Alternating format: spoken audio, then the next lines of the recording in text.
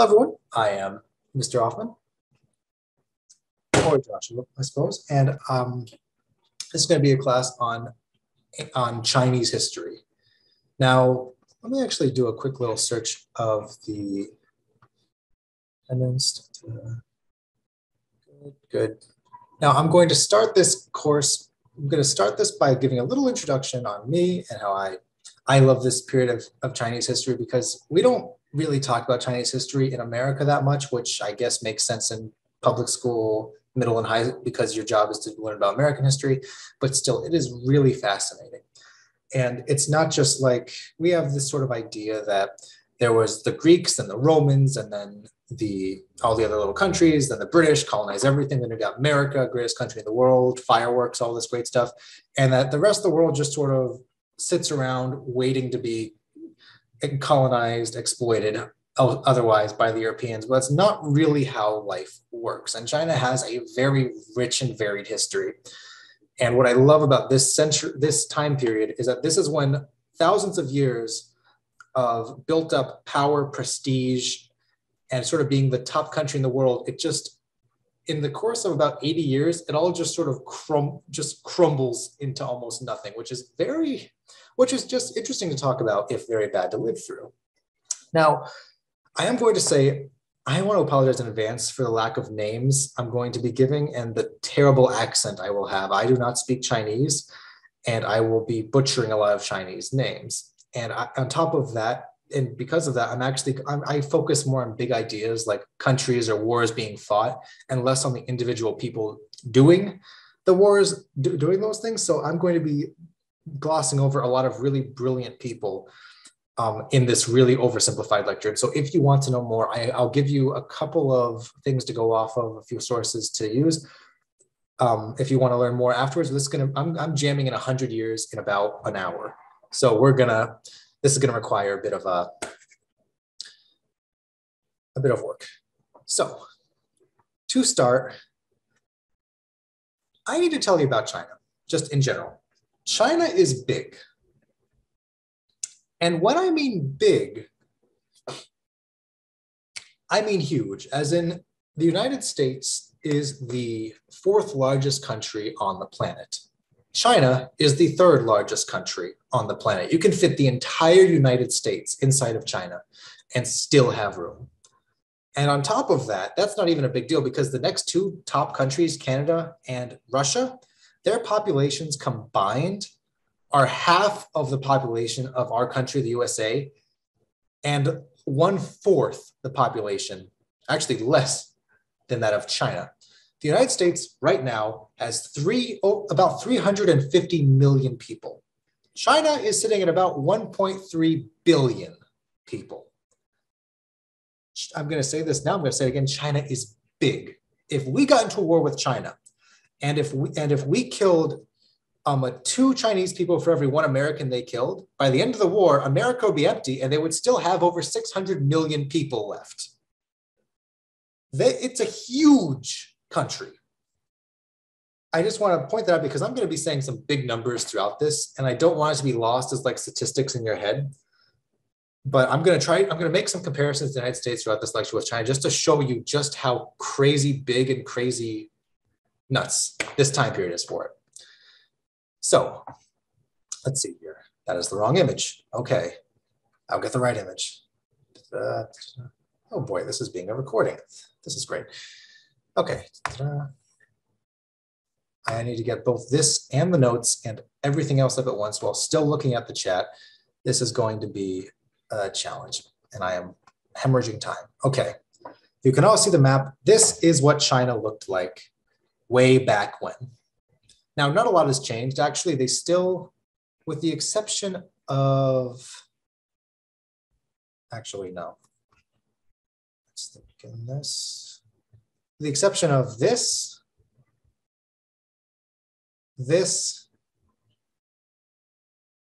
no, about this, and this, all of this is still part of China. It's only these chunks up here, and it's very poorly drawn. All these areas are now not part of China for various reasons. And actually, they're going to lose a lot of this throughout this lesson. Also, before I continue, if you have any questions or comments, feel free to ask them in the chat. I'm going to hopefully have more. I'm going to address them every once in a while. There may be some open question times, but if you have a question, do answer it in the chat, and other people are welcome to answer it if you have the answer. So, and if you are uncomfortable asking in the chat, message me directly and I'll answer your question without mentioning you. Oh wait, largest China has ever been larger than the modern PRC. Yes. Again, modern China is not as big as this. This has quite a bit more territory to it. So I need to pull up my notes so I know what I'm saying, because I get lost way too often. This one, yes. Okay, I'm getting somewhere. And feel free, there's no such thing as a stupid question. What modern countries are part of that, are parts that are not China? I can actually tell you that. I got a map for this. I love maps, and I make sure to actually have a ton open. Let's see here. Nope, that's the wrong map. Okay. And that's also the wrong map. Oh, for God's sake. How is it? I had a map. I'll show it to you later. So I also want to say something. China has always been ahead of its time in terms of wealth and in terms of power. Whenever you learn about like history of the Romans or the Greeks or the ancient Mesopotamians, there's always this lurking little thing in the background. Like, how do I put this? Like, it's like saying, oh, the ancient Egypt is the wealthiest country on the planet except China. Or ancient Rome was the largest empire on the planet at that time except China. There's every single time, basically, you say, anytime that they try to say that any ancient civilization was big and powerful, they always say, except compared to China. And the reason they say this is because in between Europe and China is several thousand miles of desert and mountains, which means that China is largely disconnected from what we consider the Western world of Europe and North Africa and the Middle East. Or arguably, you could say the rest of the world was disconnected from China because it was huge. And even then, though, everyone was fascinated with China. It was considered this amazing place off in the distance. They had, I hate Zoom formatting. They sort of had, how to put this? Everyone wanted Chinese goods. Even far back as ancient Athens, people would pay through the nose to get silk from China. The ancient Romans even had Chinese goods being shipped to them. So, guys, please stop talking about modern day China. We're talking about ancient China when Taiwan and the PRC were one country, when neither of them actually existed technically. For the sake of this, we're going way back in time. A whole 150 years. Our story starts in about 1800. A little later than that, but I want to set the stage. So China has always mostly been this big, powerful country. It has a few episodes where it breaks apart into several little pieces, then gets put back together, then breaks apart, then gets put back together. It's kind of a thing in China. They're either united and powerful or constantly shattering and being put back together. It's either or. Why do I keep pulling up the wrong notes? Okay, here we go. So to start this, China in the 19th century, 1800s is doing good. They're having some problems with corruption because there is basically a lot of bureaucrats and court officials are basically skimming tax money off the top, keeping it for themselves. And so they're not getting as much money as they want. And an emperor who tried to regulate it and tried to force court officials to pay back the money they stole was almost killed in an assassination attempt. So they stopped trying to take that money back.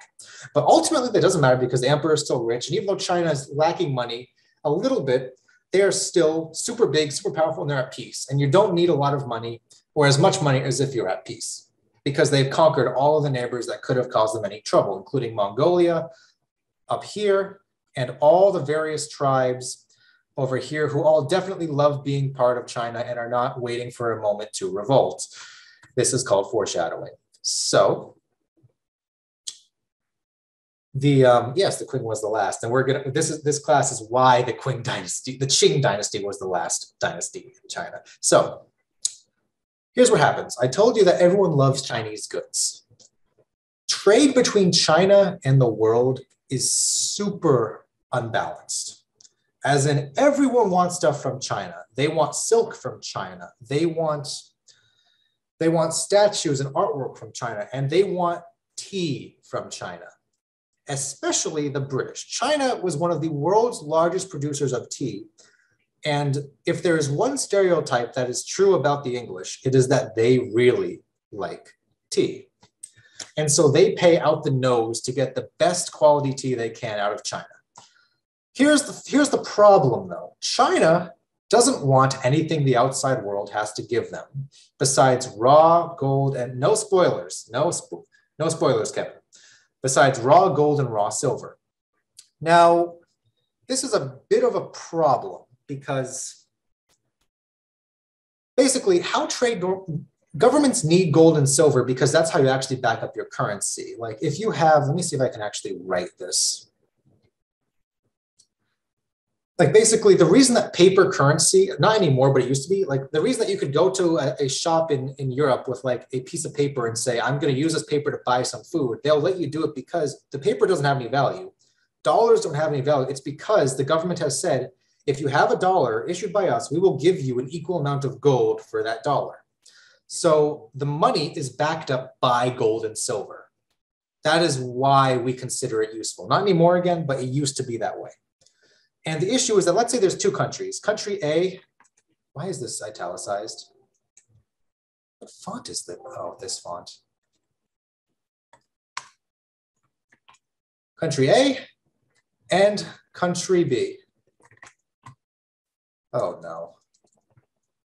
I'm going off to a swimming start.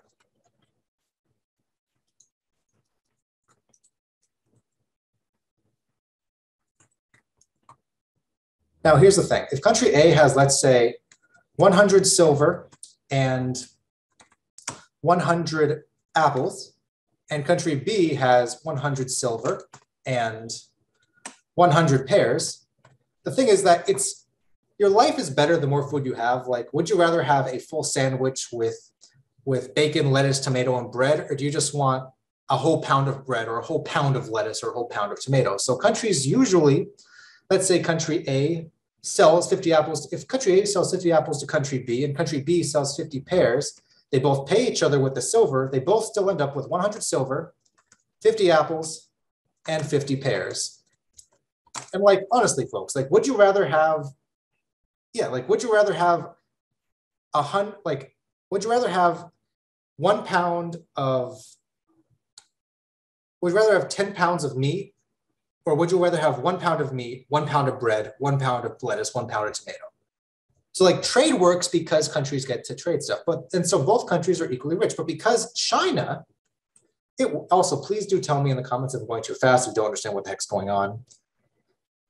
This is modern diversifying. Again, this is not that long ago. This is only 150 years ago. So like, let's say country A and China, the problem is this. Country A, let's say, has 100 silver and like 100 apples. And China has 100 silver and 100 tea.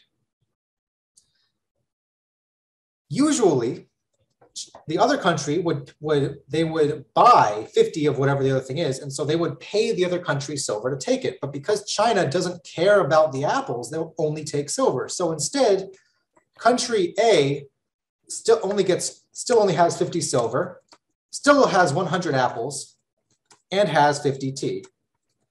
And China has 150 silver and 50 tea. And they're perfectly happy with this. And they're richer technically because of this.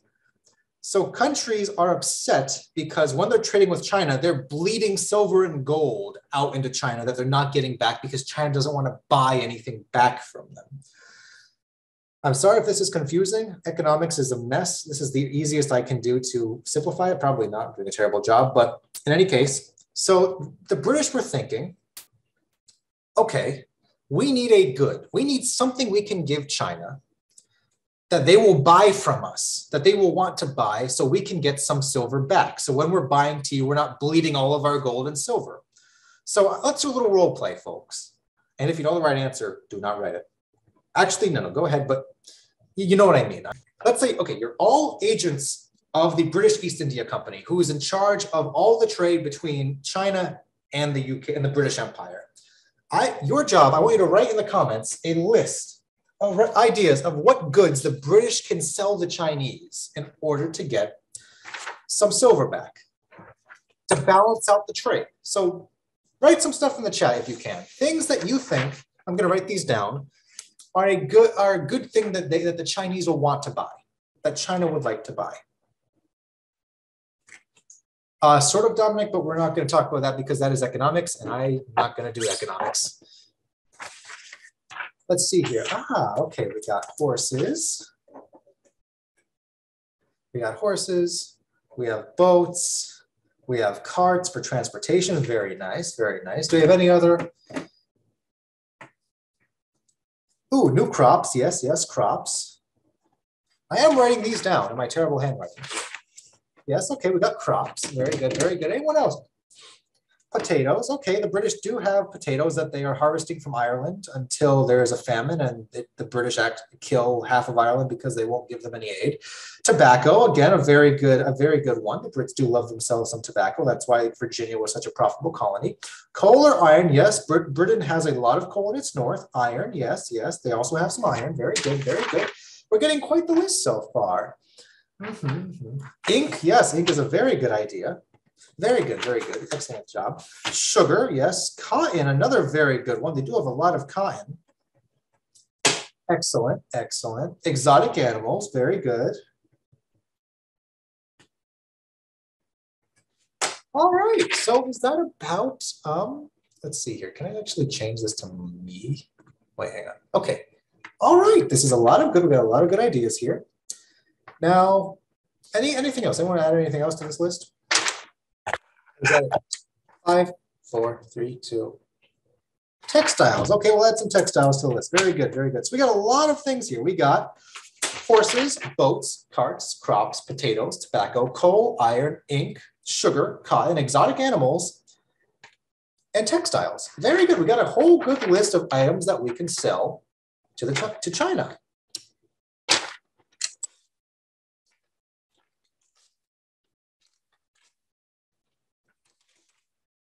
Let me show you kids how it's done. Let me show you what the real answer should be. Actually, there we go.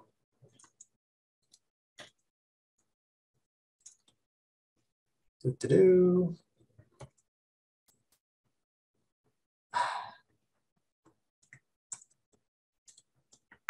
There we go. That is how you make money, folks. Some good old-fashioned, because my God, people are going to buy drugs. So now, specifically, the drug in question is opium, which we today actually still have this, and it's in the form of something we like to call heroin. Extremely addictive, and also morphine, and etc. Basically, things that are very addictive. All opiates, yes, they're all from opium. Yes, you did, Kevin, but it was for the sake of the surprise. So now you might be thinking, though, to yourself, but Mr. Hoffman, isn't opium illegal in China? And the answer is yes. But then you might be thinking, but isn't opium illegal in the United Kingdom, in the British Empire? And the answer to that is also yes. But yes, Dominic, exactly. Not if it makes them money. There's a lesson I want you all to learn from this, which is governments do not care if corporations break the law as long as the people who are affected are not people of that country and make money. And this is still a thing today. And if you don't believe me, look up what the Nestle Corporation did in Africa, which I cannot say here because it would probably, it's not exactly PG. Or just the fact of what we did in Central America.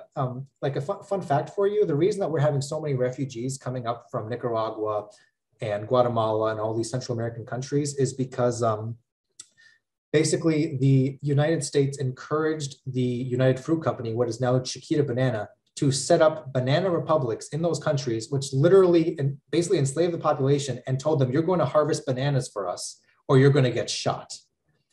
And the country was basically run as a private corporation for a few decades, where the local populace had to do nothing but farm bananas, which would be sold at pennies to the company, which would sell them in America for several dollars each. Guatemala, Nicaragua. So the next time people complain about refugees from these countries, we kind of caused that.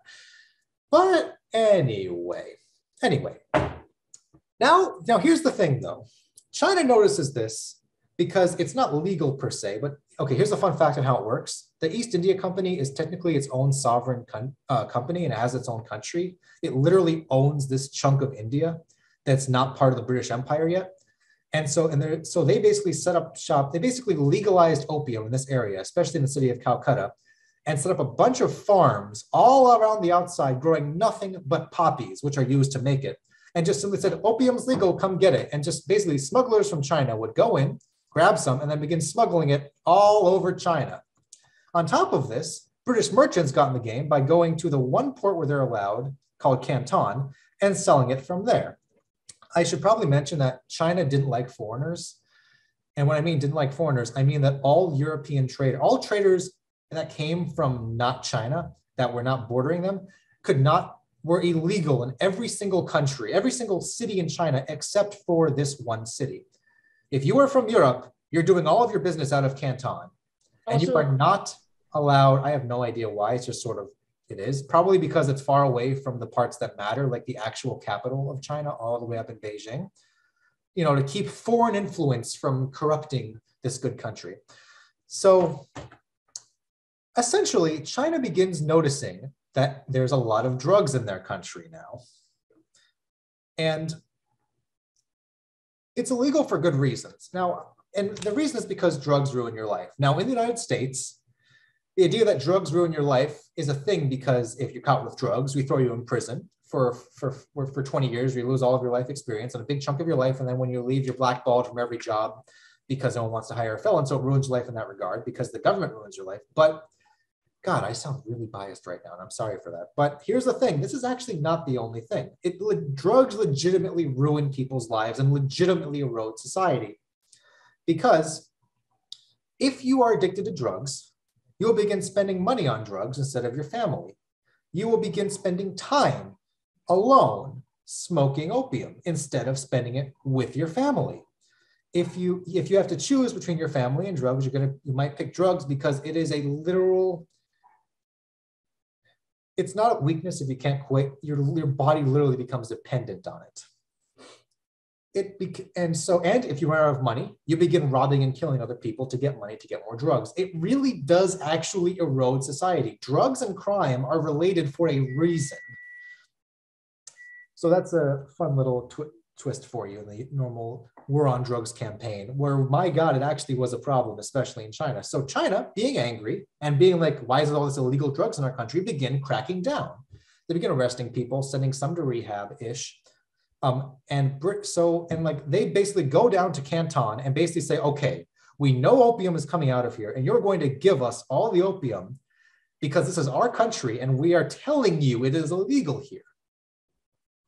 So the British give little bits here and there, like, okay, here's a little bit and here's a little bit and here's a little bit. So they're acquiescing, but they have storehouses full of it. So eventually China loses its patience, sends in soldiers and forces them to give them 20,000 chests full of opium. Now, where does it say this in my notes? I actually wrote this down somewhere. Okay. Roughly, no, that's the wrong, oh, for God's sake. I have to go back to the old notes to find this one. So they basically seize a ton of opium and proceed to dump it in the ocean. And let me tell you, there was outrage from this. And the reason is simple, because they dumped approximately 1,150,000 kilograms, otherwise known as 2,535,000 pounds of opium into the ocean. For the record, that's a lot. For the record, you can, okay, how do I put this? Smoking a pound of opium would probably kill you 10 times over. So 2.5 million is a lot of opium. And it is worth approximately, in today's dollars, about $296 million, which is a lot of money. So, and there's extreme outrage in the British. All these British merchants are furious, and they go to Parliament and say they destroyed our property without giving us reparations, without giving us, because usually if a country seizes property, they usually have to pay back the dollar amount for it. No, it didn't become a dead zone. It just, maybe the fish got a little loopy, but no, they were fine. It's the South China Sea is still doing good to this day, I think. I don't know, maybe the fish are still loopy. I'm getting off topic. So these British merchants are enraged, and they are demanding to get paid for the property that was destroyed. This is the part where you should all be laughing, because they're demanding to this is the equivalent of if the FBI raids a drug dealer's house. The drug dealer says, you need to pay me for that stuff. Excuse me. Except here's the thing. A lot of rich people from Britain lost money. And the thing is that the British Empire cares a lot about their revenue, because they profit off of this, and the British merchants have influence in Parliament. So long, and this is the equivalent, again, like this is the equivalent of if like a country seized like $200 million of US gold and burned it. The year is about 1839. So the British, long story short, declared war on the Chinese and on China. I keep saying the Chinese. I really should say China. My bad. So here's the thing. China had a simple demand. All British people, get out of the country. You're done. You have lost your privileges to live in China, because you've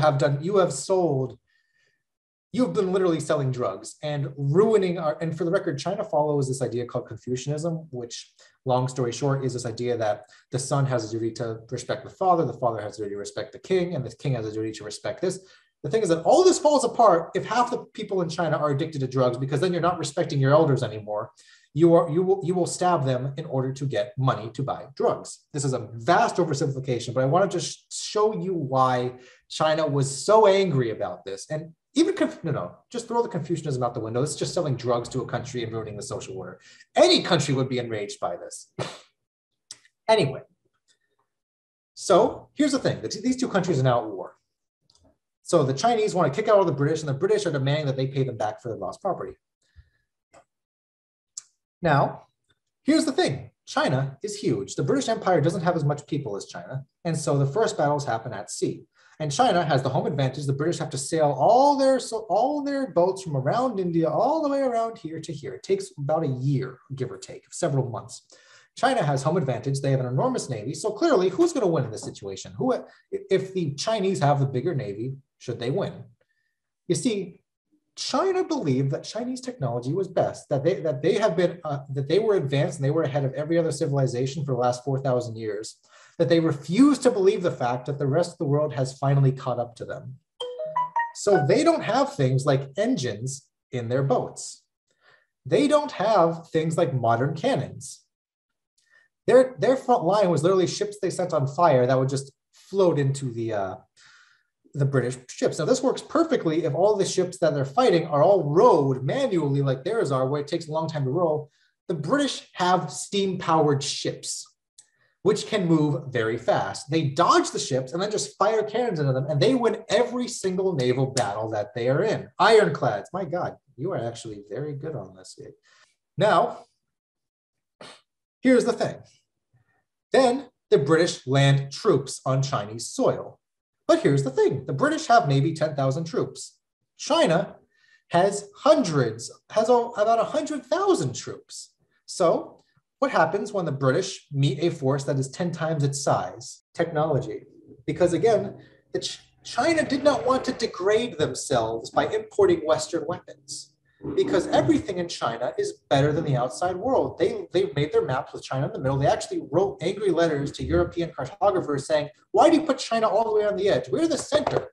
We are the holy center. And for arguably most of their history, they were the most advanced civilization and the richest and most powerful. And they refuse to believe that they have begun to get surpassed. And so China had about half of the Chinese army had guns, but they were old guns. And it's the equivalent of like, who's going to win? 10 people with a flintlock musket or 2 people who have AR-15.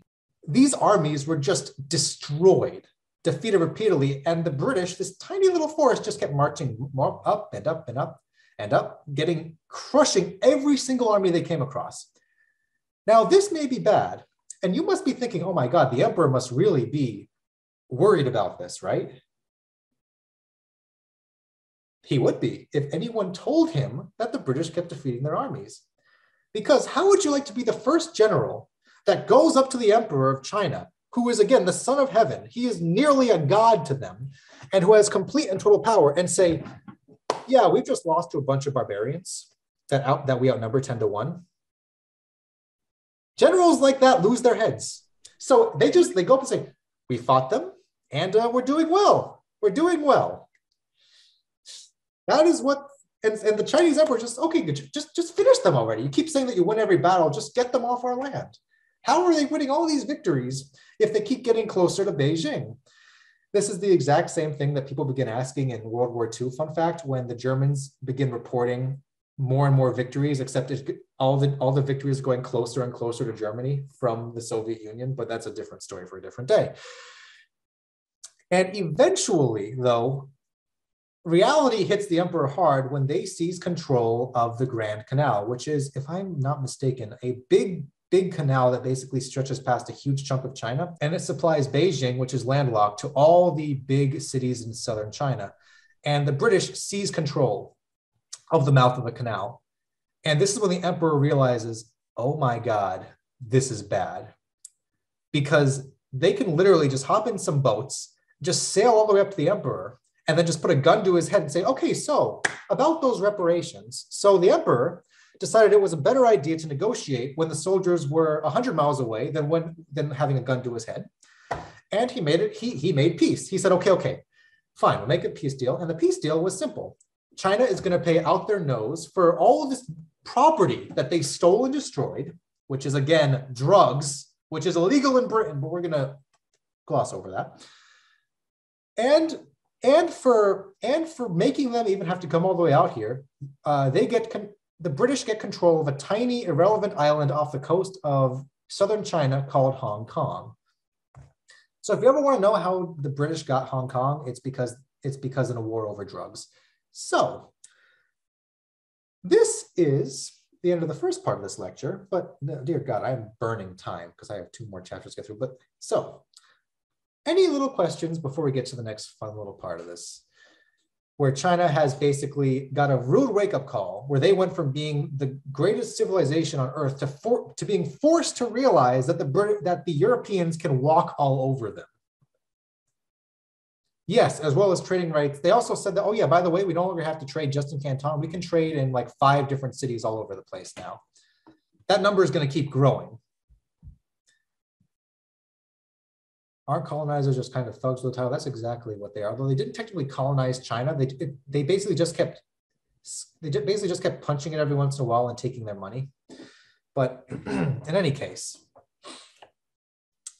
from this we get to part 2, which is when your country goes from being, if you're just a random citizen in China, you're gonna blame the guy who's on top for the first humiliating defeat of all time.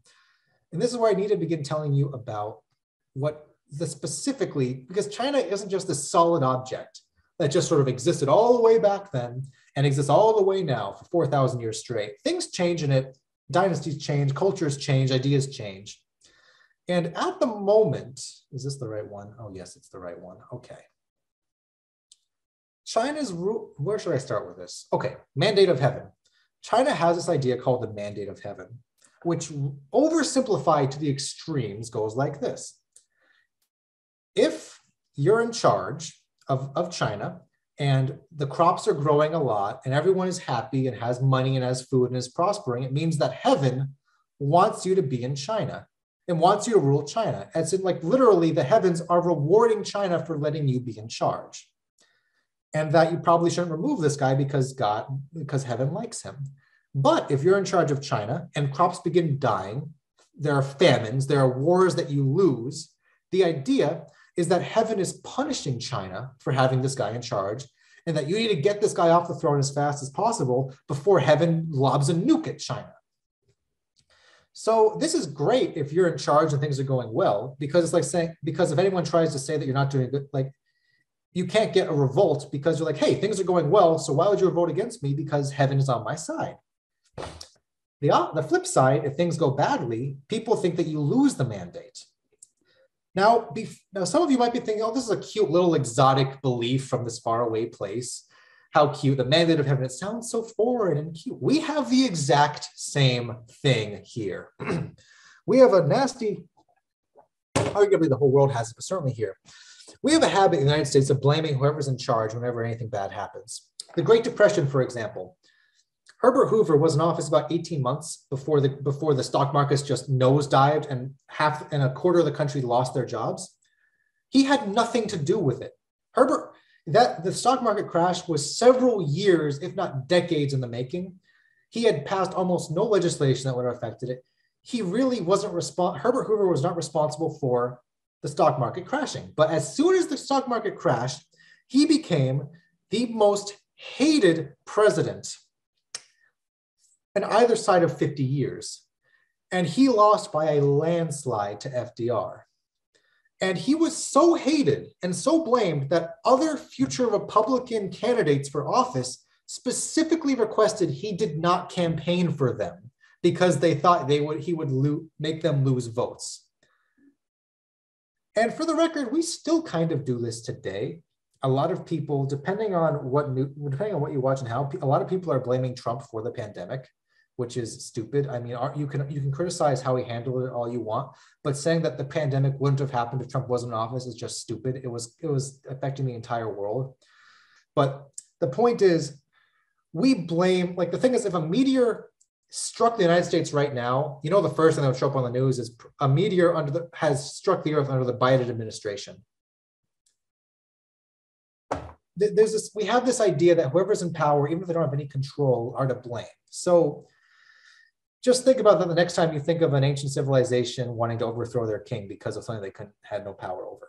So on top of this, in America, if we don't like our president, we think that they lose the mandate, we can vote him out. That doesn't happen in China. The only way to vote someone out of office in China is with blood and to kill them. So usually when a dynasty loses the mandate of heaven, there's usually a very bad civil war. And then usually China breaks up into several little pieces, and there's sort of a Chinese dark age for anywhere from a few dozen to several hundred years. And then eventually someone stitches the whole thing together under a new dynasty and says, boom, I have the mandate of heaven. I conquered China. Clearly they want me to rule. Rinse, repeat for the next 4,000 years. So anyway, the whole point of this is that losing that war makes a lot of people think that the Qing Dynasty has lost the mandate of heaven. And revolts begin cropping up all over the place. There's the Red Turban Revolt, which is down here. There is the Miao Revolt, which is roughly around here. There is the Yunnan Revolt, which is around here. There is the Nean Revolt, which is right up around here. There's the Dungan Revolt, which is basically all of this.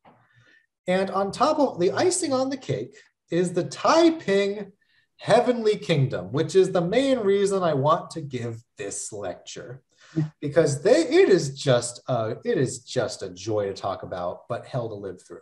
So now I need to tell you about one of the most amusing and tragic revolts of all time. So in the 1860s, I've already told you, people are losing faith in this dynasty.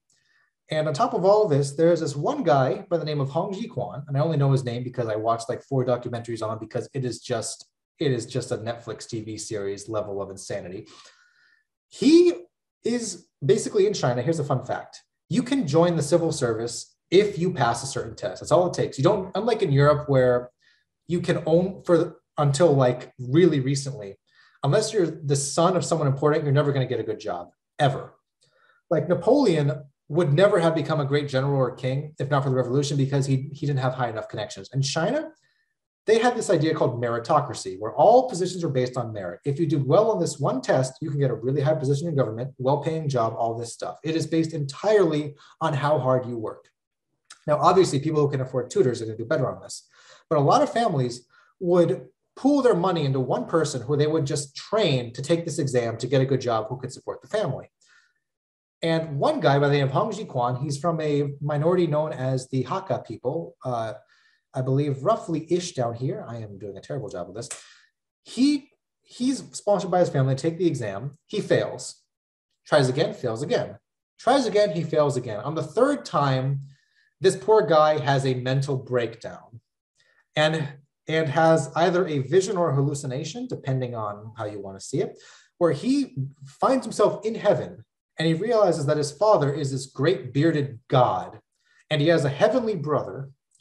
And they give him a sword and tell him to drive the demons out of heaven.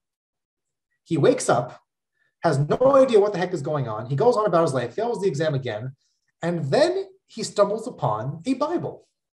That's not exactly how it goes, but I'm just going to skim across. And he realizes, oh my, for the record, Christianity wasn't really big in China, but he stumbles across it because Christians really like to proselytize, even where they're not allowed to proselytize. He's like, oh my God, this all makes so much sense. My father is God. My brother is Jesus. Let me repeat this for you. His father is God, and that heavenly brother is none other than Jesus Christ. And the devils, that heaven is China, and the demons he has to drive out of China are none other than the Qing Dynasty itself, specifically the Manchus, the Manchu peoples, because this is where I have to go off again, because basically, fun fact, most of China, no, I can't say that because I not enough time. Basically, China was conquered in the 1600s by people that lived up here known as the Manchu people. They're a different ethnic group from the regular majority Han dynasty, the Han people, like the biggest ethnic group in China, like what you would call Chinese, are the Han Chinese, which all live around here. And the Manchu, now if you saw a Manchu person and a Chinese person on like a subway in New York City, you might say, oh, two Chinese people. But back then, they considered themselves very different people. So, and they were largely nomadic, cousins of the Mongols-ish with a lot of, just to give you an idea of what type of people they were. And then they conquered all this, made the Qing Dynasty, and became the people in charge. This isn't exactly new. A lot of, like the Mongols conquered China and set up their own dynasty, the Yuan. And every time outsiders conquer China, they basically become Chinese, because it's like, if 99.9% of your population live here and act a certain way, you're gonna live there and act a certain way. Even though they did move the capital, I think, from like down here to up to Beijing. But that said, they also, so they're the people in charge. There's a lot of racism against them, and which is stoked on by the fact that you cannot get a high position in government, like the top position, unless you are Manchu. So this is a minority ruling a majority situation. And they did things like, for example, the Manchus had this thing called a queue, which is a little ponytail on the back of your head. And if you cut it off, you die. They made every single Chinese person in China wear the Manchu queue, and cutting it off means that you will be killed. So cultural exchange? Not really, because it was ditched. Oh, I'm missed all the comments. Jurchens, yes. Oh, good. Yeah, feel free to read the comments. A lot of good people are writing stuff. So I find the comments like the second best part of this class, after my amazing voice, of course. I love attention. But anyway, so his idea was that, okay, the demons are the Manchus. Now, usually people, even though they were a little racist against the Manchus, they were like, okay, they're in charge. We don't like them, but China's doing okay, so we're going to tolerate it. But now, very clearly, the Manchus have lost the mandate of heaven. And so this guy, and he believes that the way to make China great again is to get rid of the Manchus. And by get rid of, I mean murder all of them and drive the rest out into Manchuria. A little bit of ethnic cleansing. fascism-ish, not entirely. They were perfectly fine with all the other ethnic groups in China. It's just the Manchus, and there's a bunch of ethnic groups in China.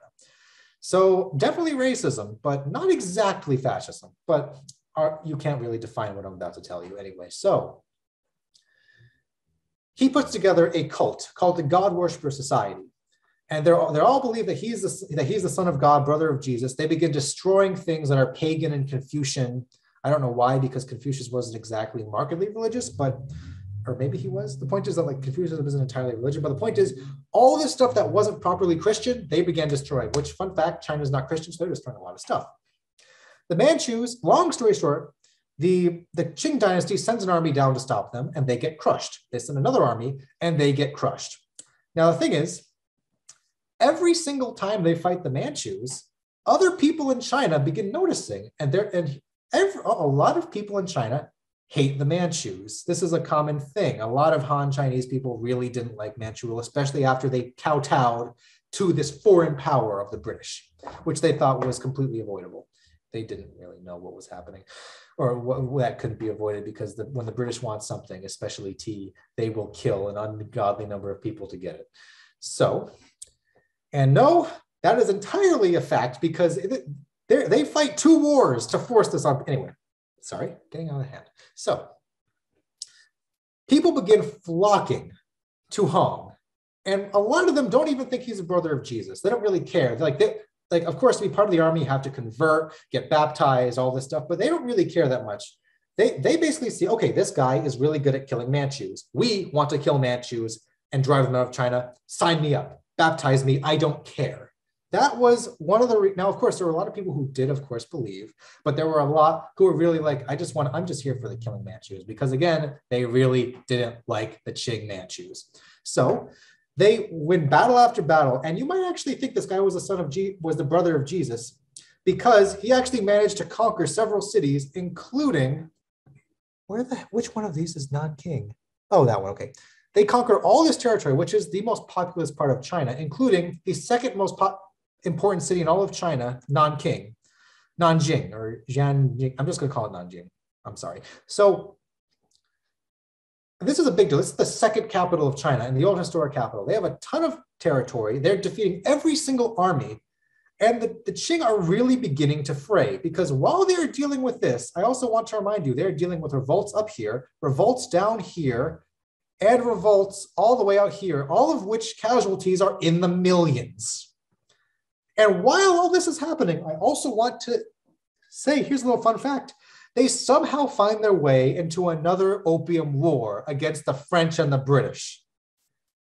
Yes, they are also, while half of their country is openly revolting against them, the French and the British are also invading and sieging them. So if there was ever a time that Christianity could have taken root in China, it is now. But by Christianity, I want to put about 1,000 asterisks, because the other way to say this is to say European reaction, because you would think, okay, cool, the Europeans are Christian. They fully want China to allow Christian missionaries. So they should be thrilled that you have a Christian revolt happening in China, right? So clearly you want to give them all the men, all the guns, all of the stuff they could possibly want to help them out, right? Well, here's the thing. The only thing Europeans hate more than non-Christians are wrong Christians.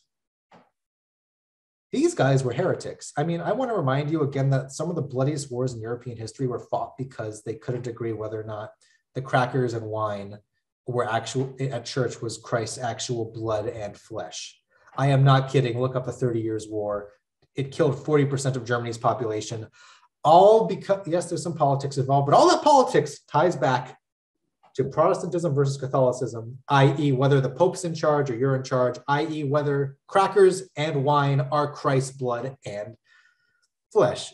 It's really amusing in hindsight, but my God, was it horrifying. Anyway, the Taiping were lunatics. Well, no, the guy in charge was lunatic, and a lot of his higher ups, as I'll talk about if I have the time, because I'm bleeding time. Oh God. Hope you're all having fun, despite the fact I'm horribly behind. So, of course, he's the son of Jesus, or son of God, brother of Jesus. And he says, basically, So basically, he makes some new rules that, like, A, women and men are now equal, totally and completely. B, all private property is now abolished. So you literally kind of have a form of communism in China before communist China. It's weird. But before you think this is all cool and all, but before you think that he's the crowning king of Tumblr or something, I am sorry. But he also said that women and men have to be completely separate, even husband and wives, completely. Complete segregation, cannot change. Now, of course, this eventually did change, thankfully, but it shows you just how crazy this guy is. And for the record, they had their own Bible. As in, this guy, Hong Jiquan, basically took a Bible, got a red marker, and just began crossing out all the parts he didn't like, and then republished it as a very poorly edited Taiping Heavenly Bible. For the record, Taiping actually, I think, means Heavenly Kingdom of Great Peace. So by saying Taiping Heavenly Kingdom, I'm saying Heavenly Kingdom of Great Peace, Heavenly Kingdom, but we're just going to ignore that. So I also want to say, okay, clearly though, despite all his insanity, he is winning. He has tons of followers. He should be able to, win. He's destroying every single army. Now, here's the problem. The greatest enemy of the Taiping Rebellion was the Taiping Rebellion. I actually had to write all this down because they would have won. They very likely would have won. Would they be able to keep China together? Probably not, because again, Hong Jiquan basically spent his days alone in the palace, sending out decrees while drowning himself in opium, alcohol, and concubines. So, my voice is getting sore from ranting about all this. He is fully crazy. I want to make this very clear. But anyway, so one, they sent an expedition to Beijing, a massive army to take Beijing, which if they took Beijing, the Qing probably, I'm amazed that the Qing did not collapse from all this stuff going on. They should have, and you really got to respect them, that despite their entire country despising them, they managed to hold on, even after fighting the British and the French. They'd make a very bad move and basically get obliterated, so one army just evaporates. But that's okay, because you have a lot of other people. But all those other people get hurt. But then Hong gets suspicious of some people and kills about 27,000 men in his kingdom. So, and then on top of all of this, he had a right-hand man, another general, who claimed that he could talk to God, otherwise known as Hong's father, which is all well and good until the guy said, just talk to your dad. He says that I should be the emperor. So another civil war within the civil war weakens them even more. And so basically, while the Taiping Heavenly Kingdom is repeatedly punching themselves in the face, the Qing are slowly mopping up every single revolt. And in order to save their kingdom, make a deal with the devil, i.e. the Europeans, and give up a ton of privileges, including a lot more cities that they can trade in, a lot of money, basically, which basically, I'm so sorry you had to come over here and beat us up. We're going to pay the bill for you doing that. And on top of all of this, to add extra injury to insult, the Russians, who weren't even involved in any of this, literally just came in and said, "Oh yeah, by the way, we're just gonna take this. We're just gonna take it. Like, okay." Like they literally walk into the negotiations, but with French, the British, and the Qing, just walk in. They send an ambassador and say, "Oh yeah, by the way, we're just going to take this." And there was nothing the Qing could do about it. I don't even know if this is unequal treaty number 2, but this is definitely one of the big ones. So the Qing, which are now more like this, and they've also at this point also lost like this. Or they're about to lose this, actually, based on. Don't forget about the Central Asian parts. Yeah, it's going. So now they focus their full attention on attacking the Taiping, which have lost a lot of their men, a lot of their leadership, because Hong keeps killing them, even the ones that didn't plan to revolt, and they slowly chip away bit by bit by bit until they completely siege the city of Nanking. And it takes them 4 years. But they finally managed to take it. And I want to also say at this point that every single place that the Taiping went, they murdered, tortured, and expelled all the Manchus they could. So when the Manchus got control of this city again, they took all of that hatred and reflected it right back at them. Basically, They were like, you want us to be demons? We're going to be demons, and proceeded to basically sack the town, the city. And Hong, though, here's how the great brother of Jesus died. Everyone was saying, oh, like they're starving. The city is being under siege. There's no food coming in and out. So there's multiple ways why he died. I'm going to tell you the one that I like the most because I can. This is my class. He basically says, bring me all the grain and all the crops you can, and I will turn it into manna, the stuff of the gods to feed us. So they bring him a bunch of weeds that they had because that's all they have left growing. They put it all he puts it in a big bowl. He cooks it, he eats some, and then he dies of food poisoning. You just gotta love the anticlimactic bit of this. So they find his body. The Qing find his body, and so the thing is that in Chinese culture, you need to bury the body so that it would like find peace in the afterlife or something like that. They burn his body, stuff the ashes in a cannon, and then blast it all over the place to make sure that he never has any peace. Oh, thank you, Lauren. I appreciate it. Although, my God, if my voice is sore. But yeah. You just gotta, like, again, like it is horrific. 20 million people died, most of them from starvation, because again, when you are okay, I want to make something very clear. Let me just draw a happy little line for you. Actually, you don't even need to include Taiwan. It was called Formosa, not Taiwan at the moment, so I'm going to call it Formosa. I don't know if I should call it Taiwan because I don't know if you guys remember it. Here's a happy little circle for you. What I circled is basically what China was for most of its history. This is where 90% of the population lives. And so when roughly all of this is revolting against you, this is where also you grow all of your food. So no food is growing here because everything is getting sacked and destroyed. And if there's no food, it means that you have a lot of people starving. So the full death toll is probably about 50 million people total. Now, for the record, I want to compare this the Taiping Rebellion and basically China's whole year of chaos was from about roughly 1850 to 1870-ish. The US, as you know, is having their own civil war at this time. The total casualties were a few 100,000. So we're talking about 10 times casualties. On top of this, just counting the Taiping Rebellion alone, ignoring everything else, let's say the 20 million people, if the Confederates lost that same amount of people, there would be no one alive in the Confederacy. 20 million people is the population of the Confederate States of America. Just to show you how bloody this war was.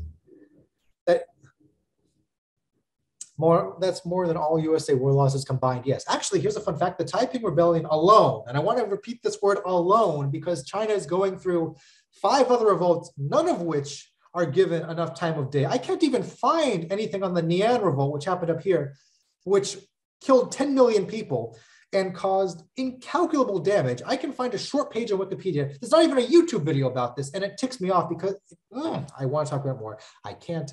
Anyway. This was the bloodiest war before the World Wars. It still remains the bloodiest civil war of all time. And it is massively, like, again, this war doesn't get surpassed in death toll until 80 years later with World War I. And this is one country, one. Anyway, I should probably stop now for questions because I have just been ranting at you for about an hour now.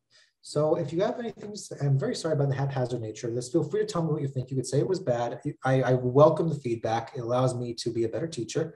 So yeah, is there any comments, questions, concerns? You could type it out. You can raise your hand in the chat and ask.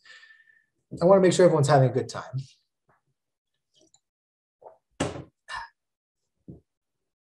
So in any case, okay, so I got like 5 minutes left. I'll tell you the last fun little piece of this. I have to summarize it super fast just for the heck of it, because I said I'll give you a century and I'm going to give you about a century.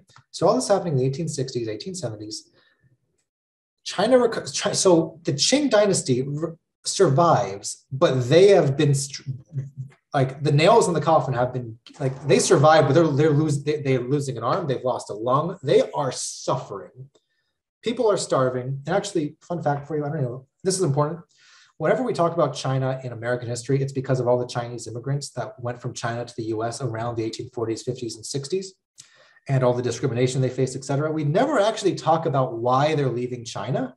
And I hope this tells you why hundreds of thousands of Chinese people decided it was better to be ridiculed, bullied, beat, potentially murdered in a land that did not speak their language and had no care for them, working breakback jobs at under minimum wage, and why they would rather have that than live in China at this period of time. People like, I actually had to put two and two together myself because no one talks about this. They just say, oh, the hardships of China. Hardships is an understatement. It's like saying the sun is warm. China is going through the worst period, arguably, of history, almost up to this. No, I can't say that. I really can't say that. But the point is, they're going through some serious stuff right now. Usually, people don't immigrate in massive numbers unless their country's doing badly. But now, on top of all this, last little thing, China tries to begin learning its lesson. Like, okay, clearly we can't keep going on the way that we're going. We need to modernize. We need to westernize. We need to begin inviting Westerners into the country, advising our army, improving our infrastructure, improving our tax code, everything. And this is a massive blow to national pride because the eternal heavenly kingdom are now getting their opinions from outsiders and barbarians. An emperor does this, except the problem is that his grandmother, I don't actually know. This woman called Cixi is known as the Empress Dowager, who's basically ruled China for about 40 years through child emperors. And she didn't like all these modernizations. So she forced him to stop all the modernization efforts. And she could do that because she had the real power, not him.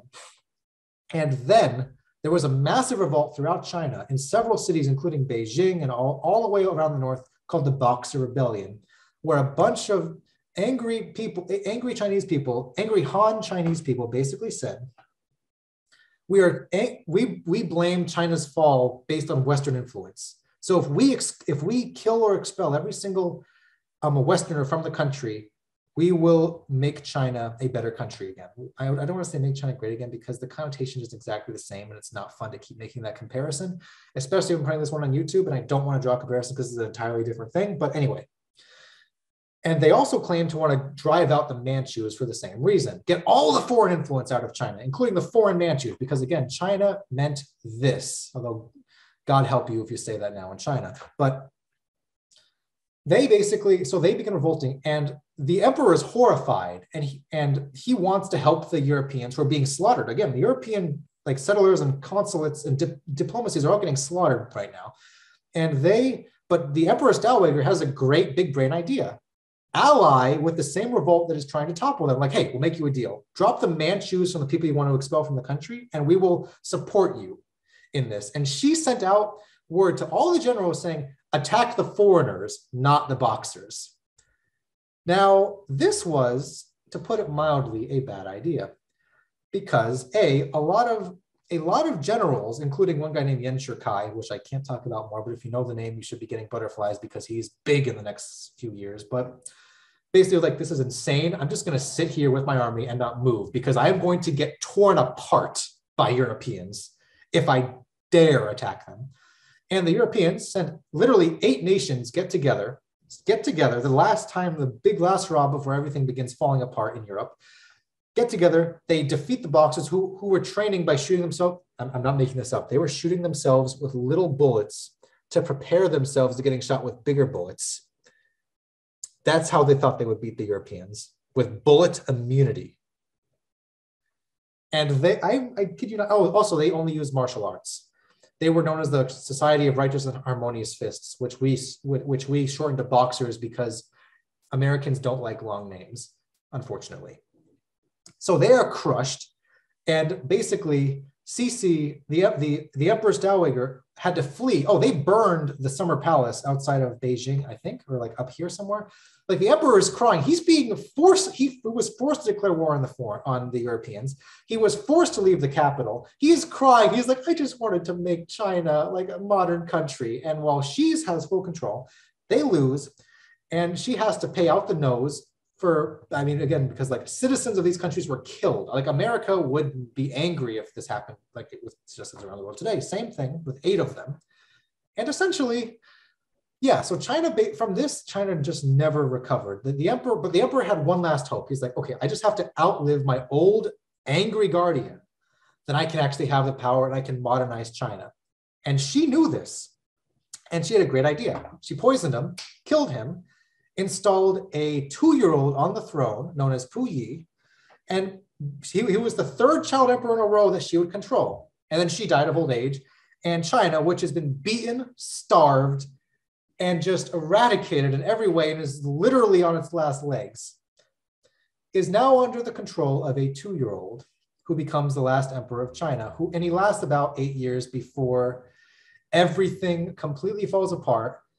The Republicans get control of China, Republican with a small r, not big r's, and people who believe in democracy and the general terminology, not the specific political party in the United States, because we like broad names in our country and I despise it.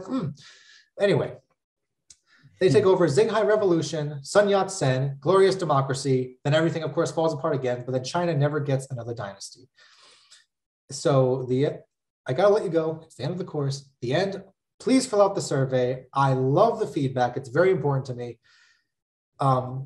Take a little, if you can, take a little time if you can. If you can post it again in the chat, thank you very much. You're all free to go. And also feel free to criticize me. I welcome criticism. I want to like convey my passion for this as best as I can, because I'm gonna love this no matter what. I want to make sure that you guys love this too. So yeah, thank you all for coming. Go on to your next classes. Enjoy, fill out the survey, por favor. Adios, y'all.